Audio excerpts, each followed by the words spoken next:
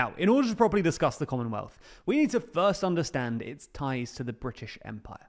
The empire began really in and around the early 1600s under Elizabeth I, when settlers successfully set up a colony in Jamestown.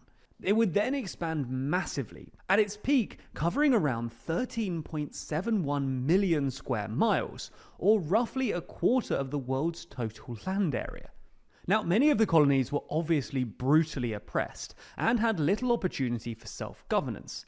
This started to change though in the late 1800s, when some countries with white populations were granted dominion status, meaning that while they remained part of the empire, they were granted the right to self-rule. The first country to be given dominion status was Canada in 1867. This was followed by Australia in 1901 and South Africa in 1910. But the next big development was at the 1926 Imperial Conference, when the United Kingdom and its dominions agreed that they were equal in status, and that the grouping would now become officially known as the British Commonwealth.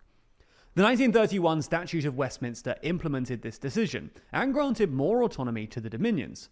Now, the key thing to note here is in order to become a member of the Commonwealth, states had to sign a declaration affirming their allegiance to the Crown. This commitment, though, only lasted until 1949, when the British Commonwealth became simply the Commonwealth. This was the birth of the modern Commonwealth as we know it. Now, at its inception in 1949, only 8 states were part of the Commonwealth: the UK, Canada, Australia, South Africa, Pakistan, New Zealand, India, and Sri Lanka. By 1970, though, this had grown to 31, as more and more former dependencies gained sovereignty but decided to stay part of the Commonwealth. And by 1997, it had grown to 52 after Fiji rejoined. A majority of Commonwealth countries are small states, with small island states constituting almost half of its membership.